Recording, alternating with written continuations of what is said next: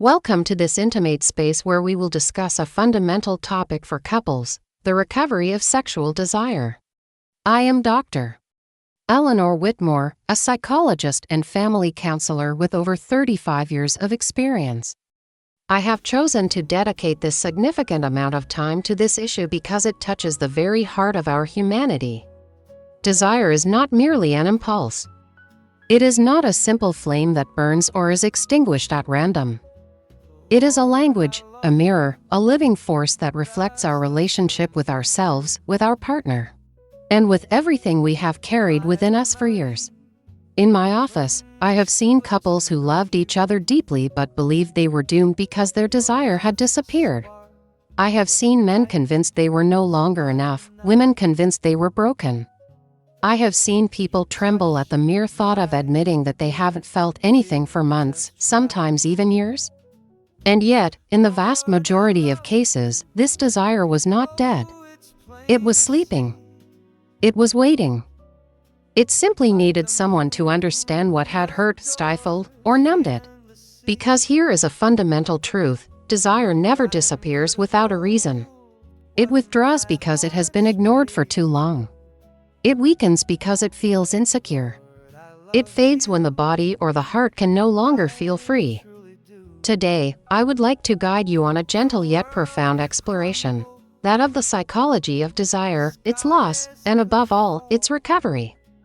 And to bring all of this to life, I'm going to tell you 3 true stories anonymized, of course, of people who consulted me and who, each in their own way, rediscovered their vitality, their sensuality, their intimacy, and sometimes even a richer version of themselves than before. Before that, let's take a moment to breathe. Sexual desire is not a duty. It's not a performance. It's not even a constant. It's a movement. And like any movement, it is influenced by our emotions, our history, our fears, our habits, our fatigue, our wounds, our demands, our silent anger, our invisible stress, our self-esteem. When we understand this, we stop seeing desire as something to produce and we begin to listen to it as an inner voice. The first story I want to tell you is that of a 42-year-old woman, whom I'll call Clara. She arrived in my office with a polite smile but immense sadness in her eyes. For more than a year, she had had no desire. Not for lack of love. She adored her husband. He was gentle, faithful, and patient. But she felt absolutely nothing. She had tried to force herself, to pretend, to convince herself that it would come back. But the more she tried, the more she felt like she was disappearing. After several sessions, the truth emerged. Her husband wasn't the problem. Her relationship wasn't the problem. It was her, or rather, what she had experienced. After years of striving to be perfect, the perfect mother, the perfect wife, the perfect woman, she had lost touch with her own body. She was living on autopilot, constantly giving, helping, rushing, adapting. But never, absolutely never, did she allow herself to simply exist for herself. I told her, Clara, desire cannot breathe in a body that doesn't feel alive. And for weeks, our work wasn't focused on sexuality. It was focused on reconnection. Breathing deeply, stopping. Touching her skin tenderly. Looking at herself in a mirror without judgment. Saying no when she was exhausted. Saying yes when something nourished her. One evening, she sent me a message. She wrote, I surprised myself by wanting to feel my husband. Not to make love.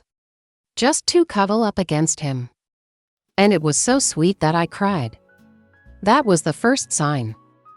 As I often say, desire always returns first in the form of tenderness. And a few weeks later, she walked into my office with a completely different smile.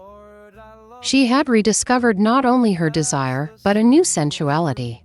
Not the sensuality that you feign to please someone, not the sensuality that you imitate, but the kind that is born from within, gently, naturally. The second story concerns a man in his 50s, whom I'll call Mark.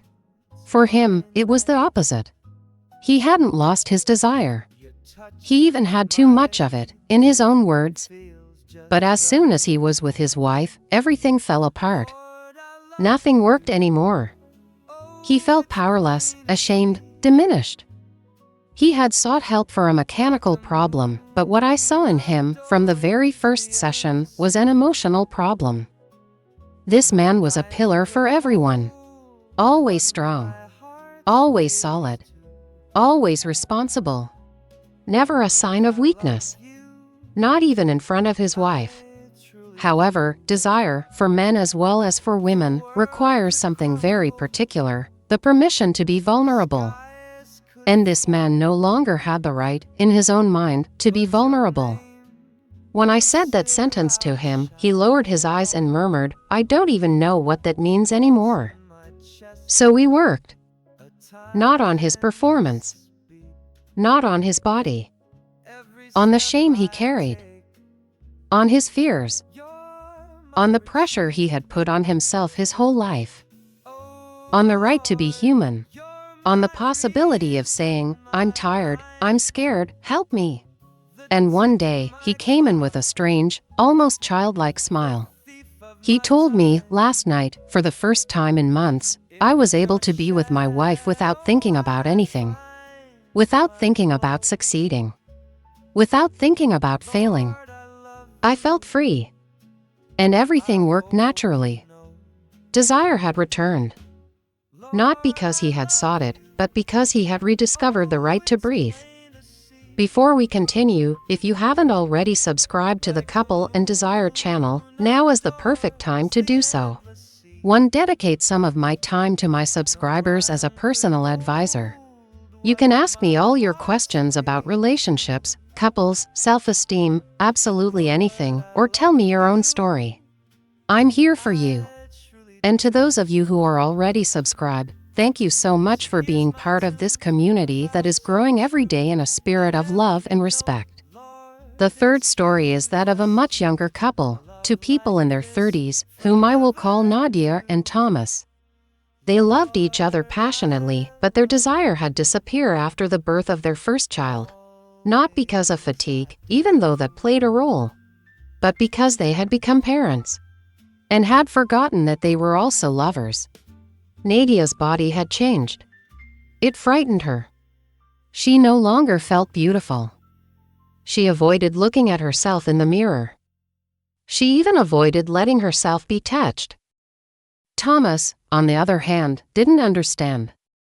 He thought she no longer loved him. He believed she was rejecting him. He felt abandoned.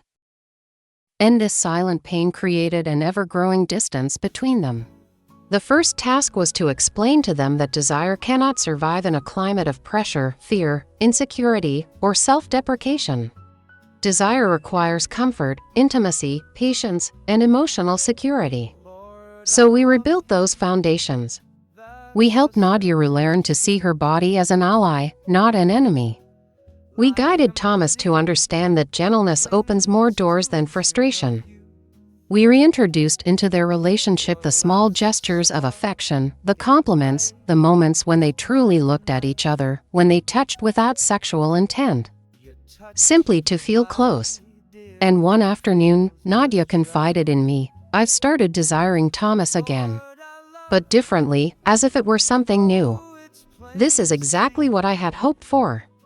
Desire, when it is reborn after a long period, is never the same. It is often deeper, more conscious, more tender, more deeply rooted.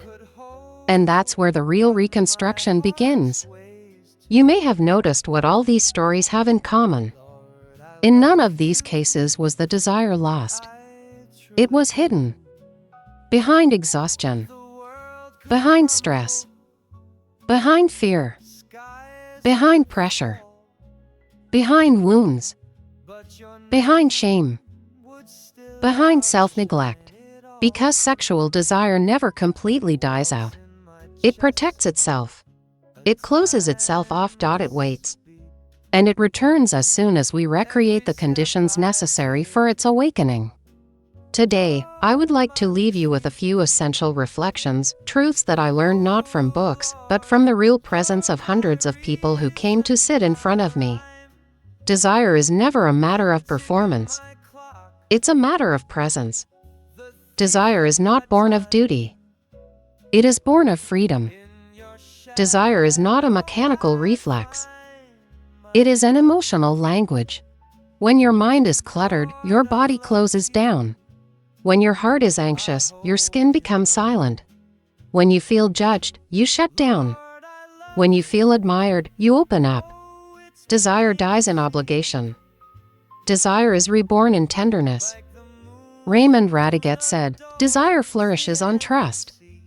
And after 35 years of practice, I have never encountered a truer statement. If you are going through a period where your desire seems absent, don't blame yourself. You are not defective. You are not broken. You are human. Your desire will return. Always.